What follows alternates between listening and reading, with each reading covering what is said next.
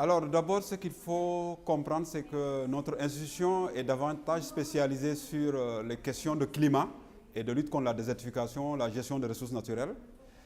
Et je dois dire qu'en 2011, lorsqu'on a signé, c'est-à-dire mon institution a signé avec l'Union européenne puis le secrétariat ACP pour mettre en œuvre dans l'espace SILS-CEDEAO ce programme, nous avions beaucoup de compétences dans le domaine des sciences du climat. Mais dans certains domaines tels que l'intégration du changement climatique dans les politiques et le budget, dans des domaines tels que le marché du carbone, on n'avait pas peut-être beaucoup d'expertise. Et nous avons bénéficié justement de la facilité climatique du programme AMC à travers le secrétariat ACP qui a permis de renforcer quand même les capacités du SILS dans ce domaine-là.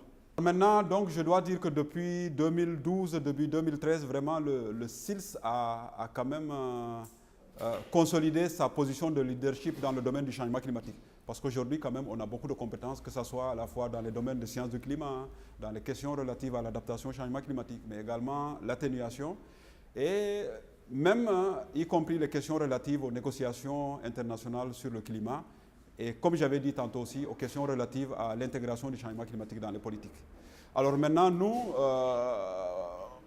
à partir donc de cette grande expérience et de cette forte expertise, donc nous sommes maintenant,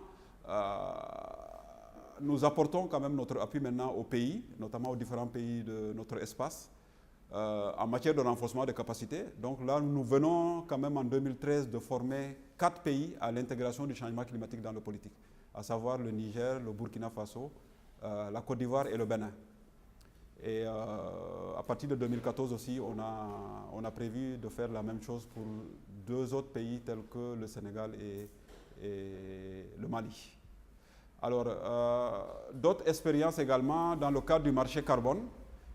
Actuellement, nous sommes en train de former et d'accompagner une trentaine de porteurs d'idées de projets pour qu'ils puissent en tout cas accéder véritablement dans le marché carbone.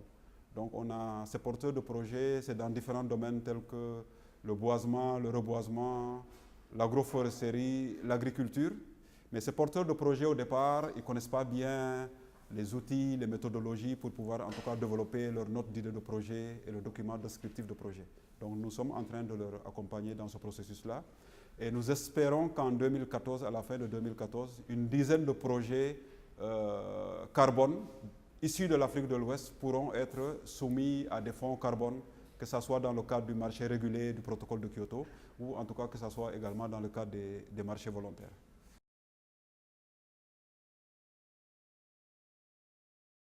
Voilà, justement, l'objet de la rencontre justement, qui nous réunit ces 2-3 jours depuis le lundi, c'était donc d'identifier des complémentarités et des synergies entre les différents programmes intra-ACP régionaux, que ce soit au niveau Afrique de l'Ouest, le SILS, au niveau de la zone COMESA en Afrique centrale, mais également au niveau des Caraïbes et des Pacifiques. Donc on a bien travaillé pour pouvoir en tout cas identifier dans chaque zone quelles sont les bonnes pratiques, quels sont les success stories. Et là maintenant nous allons essayer d'opérationnaliser ça. Ça pourra être à travers des visites, des échanges, entre scientifiques, entre usagers, pour en tout cas visiter dans d'autres environnements ce qui a été fait comme bonne pratique générée, que ce soit dans le domaine de l'adaptation, dans le domaine de l'atténuation, dans le domaine par exemple de la gestion des risques de catastrophe.